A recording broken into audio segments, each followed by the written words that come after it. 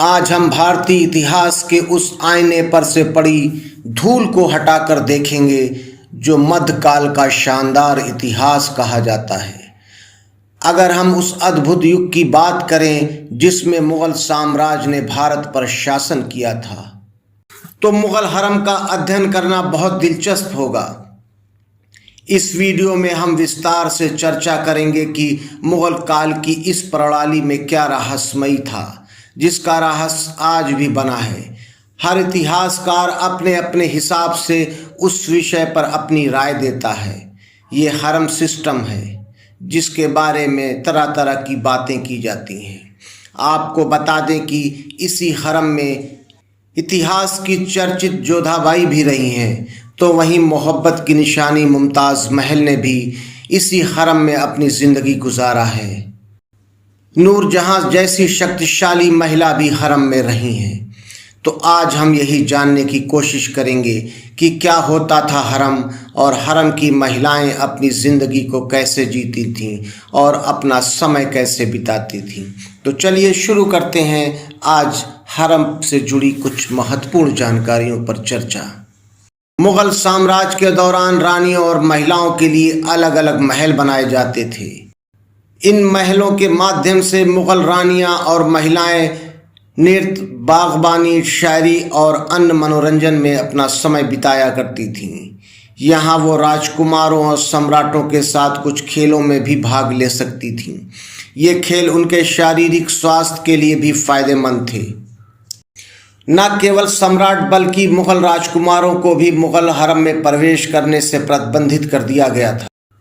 हालांकि महिलाएं कुछ खेलों में शामिल होने के लिए स्वतंत्र थीं। मुगल बादशाह और रानियां कुश्ती लड़ते थे, ताश खेलते थे, चौसर खेलते थे, तीरंदाजी करते थे और सांपों से भी खेलते थे। ये खेल उनके मनोरंजन के साथ साथ उनके स्वास्थ्य के लिए भी बहुत ही महत्वपूर्ण थे।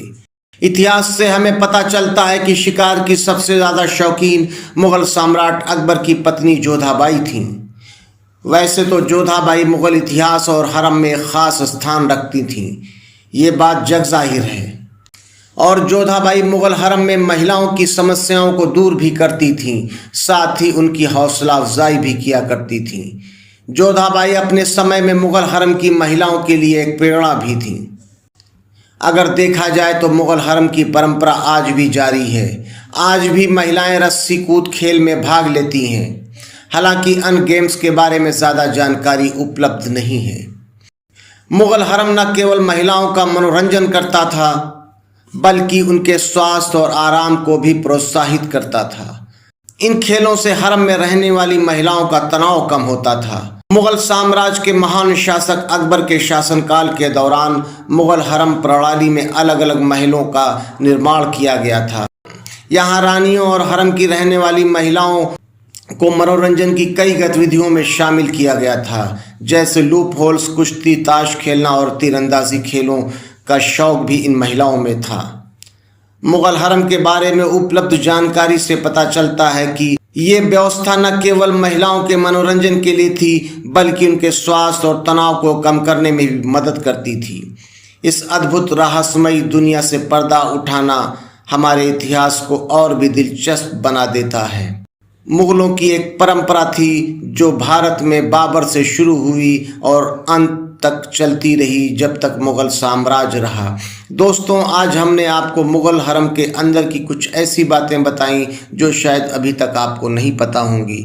अगर आपको हमारा ये वीडियो पसंद आए तो आप हमारे चैनल ट्रैवल टू वीज़ा को लाइक कीजिए, सब्सक्राइब कीजिए, अपने दोस्तों में शेयर भी कीजिए। अपना प्यार, अपना सहयोग हमारे साथ बनाए रहिए। इजाज़त दीजिए, फिर मिलते हैं किसी नए वीडियो में कुछ नई जानकारियों के साथ। तब तक के लिए जय हिंद, जय भारत।